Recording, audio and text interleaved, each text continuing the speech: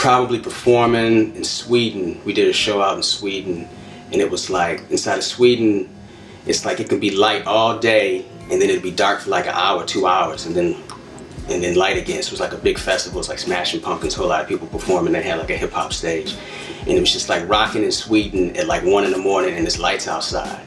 You know, it's light out. It was just crazy. So that was probably like the highlight right there. The culture inside other places, I think they appreciate it more. I think inside of Chicago, New York, I think it's just, it's too second nature. And so people don't appreciate the culture. People don't appreciate hip hop as much. Over there, I think that they're used to having to search for it and look for it. So the people that are really into hip hop have to search for hip hop and have to really be into it. And so they appreciate it more. And I think that here, since it's just all around you, I think people just take it for granted. But the international market is huge. Hip hop has always been international. People always think of hip hop as being, you know, everybody inside hip hop rhymes about their city, their town, their neighborhood, their block.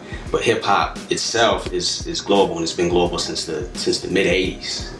You know, it's been in Japan. If you look at the DJ battles, Japanese DJs used to dominate battles. Even if DJs inside the United States that were from Asian descent used to dominate battles. So hip hop has always been global. We talk about breakdancing, graffiti, what have you. So it's been key for us. Like when we started All National Incorporated was around the time that the internet was really starting to blow up. So it made it easy for us to tap into that global market. Whereas you gotta protect your home. You gotta, you know, come up on your home base. At the same time, you gotta make sure that you tap into those distribution channels to let you sell to the global market, because the global market is huge. It's big. I mean, we get emails from we get emails from Malaysia. You know, I get hit up. I mean, there's been articles about us inside of Malaysia. I've written for articles inside of Japan where I can't even read the article that I wrote, you know.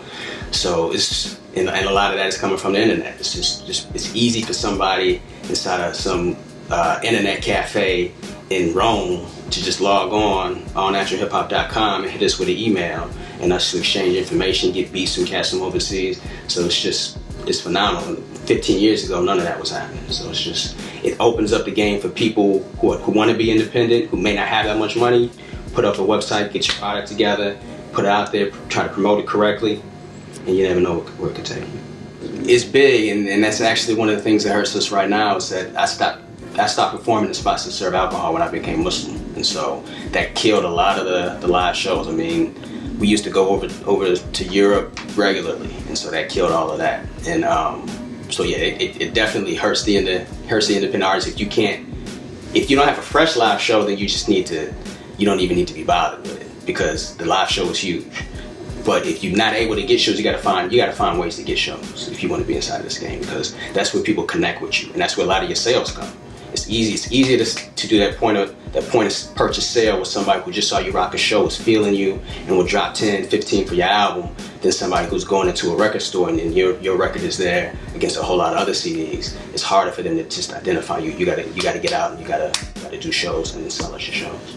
I don't want to be one of these MCs to try to preach to people, because that's not what Islam is supposed to be about. You're not supposed to be trying to tell people do this, do that, do the other thing. But at the same time, it's supposed to define what you do and who you are. And so that has come out through my writing. The way I've changed, the things that I do now that I didn't do before, the things that I don't do now that I did do before, have just changed who I am as a person. So that's just been reflected in my writing. But it's been a natural progression. It hasn't been a big shift like now I'm telling everybody you gotta do this and you gotta do the other thing. It's not how it is.